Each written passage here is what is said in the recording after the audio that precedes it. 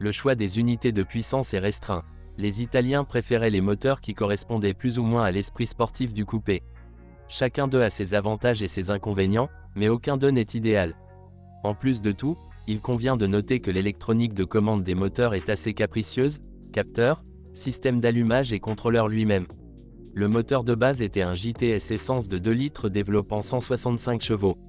Un peu plus tard, une 1.8 TS plus faible est proposée, développant 140 chevaux.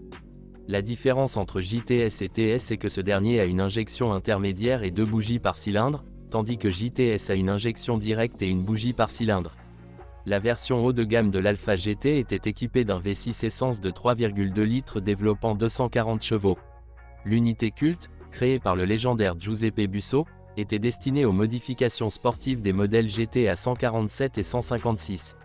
Les moteurs diesel se trouvaient également sous le capot du coupé. Le principal était le 1.9 JTDM de 150 et 170 chevaux. Théoriquement, la meilleure source de traction est le moteur de 3,2 litres. Il a une conception très complexe et une injection indirecte. Cependant, le moteur ne souffre pas de pannes inattendues et ne présente aucun point faible caractéristique. Son seul inconvénient est sa consommation de carburant élevée, dont les valeurs dépassent toujours 10 L, 100 km, et en ville elles atteignent facilement 15 à 18 L, 100 km. Les moteurs essence à 4 cylindres sont plus économiques. En ville, ils permettent d'atteindre 10 à 12 L, 100 km, et consomment en moyenne environ 8 L, 100 km. Malheureusement, la dynamique n'est pas comparable au bloc de 3,2 litres, ni la fiabilité. Les moteurs 1.8 TS et 2.0 JTS, contrairement à la croyance populaire, sont de conception très similaire. C'est pourquoi ils souffrent de maladies similaires, telles qu'une consommation excessive d'huile moteur et des problèmes avec le système de calage variable des soupapes. Vous devez faire face à ces derniers presque tous les 50 à 60 000 km. Un variateur défectueux crée un bruit similaire à celui d'un moteur diesel. La réparation n'est pas une opération bon marché, car non seulement le calage variable des soupapes, mais également un jeu de courroies de distribution avec une pompe à eau doivent être remplacés.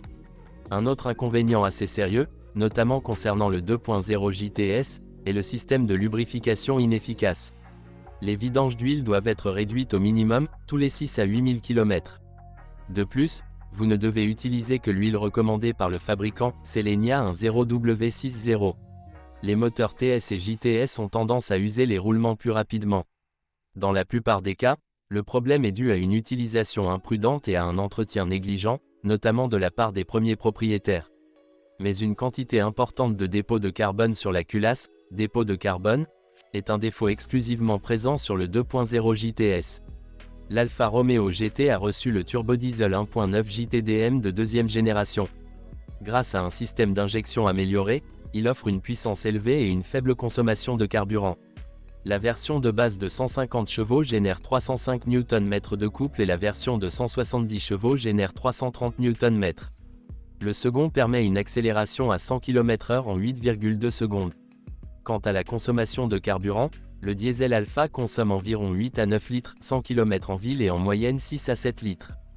Pas mal, mais tout le monde n'aime pas les spécificités du fonctionnement d'un tel moteur. Pour ceux qui ne sont pas satisfaits des paramètres d'usine, ils peuvent facilement extraire de la puissance supplémentaire du JTDM. La limite de sécurité se situe entre 190 et 200 chevaux. Il faudra cependant prendre en compte l'usure accélérée d'éléments comme les injecteurs, le turbocompresseur et le volant moteur bimasse. Bien entendu, les moteurs JTDM ne sont pas sans inconvénients. L'un des problèmes les plus courants est la défaillance des amortisseurs du collecteur d'admission. Heureusement, cela ne tourne pas au drame. Ainsi, bien que les moteurs JTD soient parmi les meilleurs parmi les moteurs diesel à rampe commune moderne, des coups inattendus ne peuvent être évités. En plus des moteurs, les propriétaires doivent également faire face à des suspensions de courte durée. À l'avant il y a 2 leviers par roue. Il convient de noter que la durée de vie des leviers avant des modifications diesel est nettement plus courte. L'électricité est une autre faiblesse. Les unités de commande électronique, les vitres électriques, le verrouillage centralisé et les panneaux de climatisation en souffrent. L'intérieur de l'Alfa Romeo GT s'use assez vite, car il est composé de matériaux de qualité moyenne.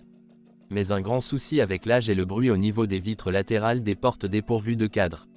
La transmission de course, Célespeed, une boîte de vitesse manuelle robotisée avec embrayage électrique, n'est pas non plus universellement appréciée.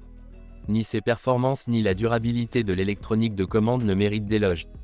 Heureusement, la corrosion est un phénomène étranger à la belle carrosserie de l'Alfa Romeo GT. Toutes les pièces détachées sont relativement bon marché et facilement disponibles dans les magasins en ligne. Cependant, l'entretien sera coûteux. Tout dépend du propriétaire, des conditions d'exploitation et de la qualité du service. Cette voiture n'est pas pour ceux qui n'aiment pas visiter les ateliers de réparation automobile. Pourtant, nombreux sont ceux qui ont parcouru des dizaines de milliers de kilomètres et en ont été satisfaits.